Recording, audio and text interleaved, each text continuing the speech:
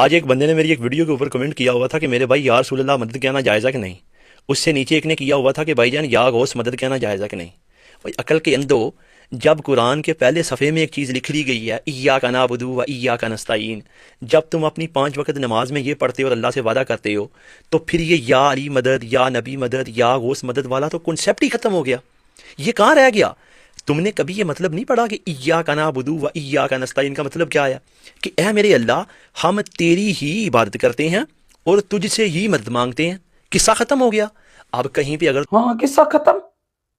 سب سے پہلے میں ہر مرتبہ تجھے یہ دعوت دیتا ہوں، سب سے پہلے یہ داڑھی سنت رسول تو سجا لے، جو کہ واجب ہے، جو کہ پیارے آقا علیہ السلام کو جو سب سے زیادہ محبوب اور پسندیدہ ہے، یہ تو سجا لے. دین کا ٹھیکیدار بعد میں بن لینا. اور اگلی بات، قصہ ختم نہیں ہوتا، لوگوں کو گمراہ مت کرو.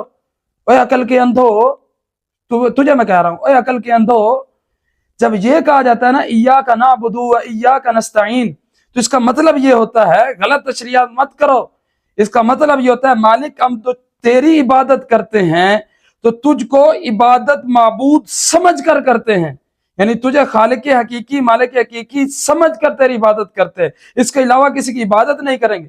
اچھا، اور وَإِيَّاكَ نَسْتَعِينُ، اور تجھ ہی سے مدد طلب کرتے ہیں، مطلب تجھے معبود سمجھ کر، حقیقی مددگار سمجھ کر تجھ سے ہی مدد طلب کرتے ہیں. اور اس کے علاوہ رب تعالیٰ تو قرآن پاک میں خود غیر اللہ سے مدد لینے کا حکم ارشاد فرما رہا ہے. فرمایا وَتَعَاوَنُوا عَلَى الْبِرِّ وَالتَّقْوَى، تم کیا کرو؟ مدد کرو تقوی پر اور بھلائی پر. کس کو کہہ رہا ہے؟ لوگوں کو کہہ رہا ہے. لوگ کون ہے؟ غیر اللہ. ہمیں کہا جا رہا ہے. اگلی بات، رب تعالیٰ نے قرآن مجید میں خود فرمایا وَاسْتَعِينُوا بِالصَّبْرِ وَالصَّلَاةِ، تم مدد طلب کرو نماز سے اور صبر سے. بتاؤ نماز اللہ ہے؟ بتاؤ صبر اللہ ہے؟ نہیں. رب نے خود فرمایا وَاسْتَعِينُوا بِالصَّبْرِ وَالصَّلَاةِ. اس سے اگلی بات، جب کفار نے پیارے آقا علیہ السلام کی بات کو نہ مانا، آیتوں کو جھٹلایا، رب نے خود فرمایا وَادْعُوا شُهَدَاءَكُم مِّن دُونِ اللَّهِ، اللہ کے علاوہ دیگر کو بلا لاؤ، ان سے تم مدد طلب کرو. اس اپنے باطل نظریے پر تم اپنے غیر اللہ سے مدد طلب کرو. رب تو خود کہہ رہا ہے. اگر شرک ہوتا تو رب تعالیٰ یہ کیوں فرماتا؟